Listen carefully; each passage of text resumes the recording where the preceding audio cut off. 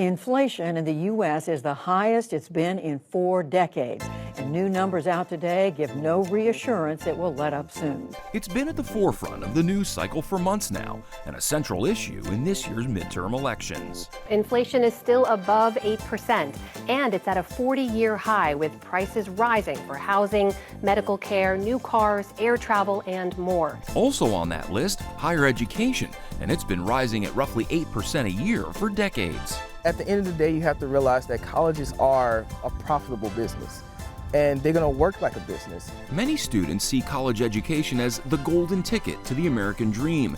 The prevailing line of thinking is that getting a bachelor's degree will lead to financial prosperity. But is it prosperity or just debt? Over the last 30 years, the cost of attending college has more than doubled, rising 8 times faster than working wages.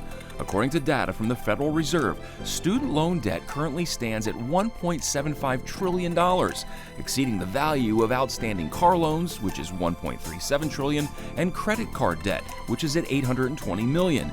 The only debt Americans carry that's higher than student loans is home mortgages, which is over $10 trillion. There's no doubt that nationally there's an important conversation happening between experts and educators and families on what's affordable and what's not. We've seen higher education, the cost of higher ed rising steadily over generations, and it has typically risen faster than inflation. At Davidson College, a lot of that conversation focuses on getting creative when it comes to reducing costs, or in some cases actually making it debt-free for students. So in our admissions process, we are need blind, meaning we do not take the ability to pay, a family's ability to pay, into account when we make the admission decision. A year's tuition at the private college, including student activity fee, runs over $57,000. A standard double room is just under $8,000, and an all-access meal plan is $7,800. Add it all up, and it's nearly $73,000. It actually costs us more to educate a student than the full sticker price. I'm a full-paying parent of a college student elsewhere, and I know it's a big number. And yet we are committed to making that as affordable and to be as accessible to any student. Davidson, though, is part of a growing number of institutions eliminating student loans altogether, which means instead of students borrowing money and having to pay it back, usually with interest, they will meet 100% of undergraduates' demonstrated need for financial aid. Because if a family sees a sticker price that is shocking and doesn't know about our financial aid policies and the generous donors in this program called the Davidson Trust, they're likely not to apply. Established 15 years ago and backed by a $25 million donation from Class of '57 alumnus Ted Baker, the Davidson Trust enables some students to attend the college debt-free. From a financial perspective, we're able to make this commitment because of the generosity of our donors, those who support Davidson through our endowment, through annual giving, foundations that make it possible for us to do this as well. I honestly didn't believe it at first. I was like, there's no way I have to pay nothing. DeMichael Foreman had never heard of Davidson before applying. Growing up in Louisiana, he studied hard in high school, got excellent grades and high test scores. And that's when I found out about QuestBridge, which is a national organization that helps low-income students get into prestigious colleges. QuestBridge is a nonprofit that connects lower-income students with partner colleges. Davidson and the Davidson Trust are part of that partnership. DeMichael was one of 6,000 students to receive a QuestBridge scholarship out of more than 100,000 applicants. I literally kept asking my counselor at the time, are you sure I'm not paying anything?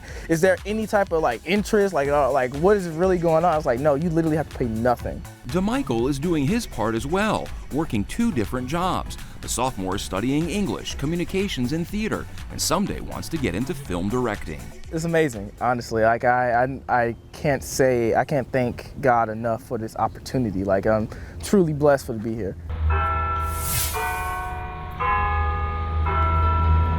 In Charlotte, Queen's University is a little smaller than Davidson, with about 1,400 students. It's also a little less expensive, but the school also gets creative when trying to ease the financial burden on those who can't afford it. Just submitting an application we will automatically consider them for scholarships. While they don't have a full-fledged trust like Davidson, 98% of Queen's students receive some sort of financial aid. Almost every student here at Queens gets an academic merit scholarship. We are really looking to celebrate the work students have done in high school, and about 70% of our students will receive additional aid on top of that academic merit scholarship. Queens also has a presidential scholarship, which is offered to about 40 students per year and covers 100% of tuition costs. There's also the Charlotte Talent Initiative. And so that's a partnership between Queens and corporate sponsors. Our first two sponsors are Lowe's and Ally Financial, and these are completely full ride scholarships. And so students who are coming from the most under-resourced backgrounds have access to this opportunity.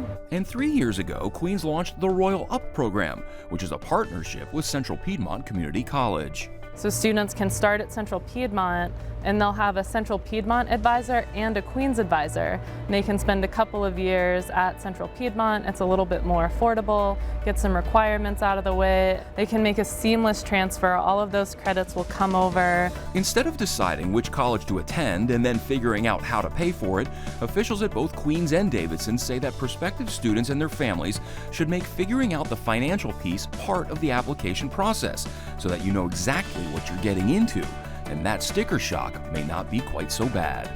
For Carolina Impact, I'm Jason Terzis reporting.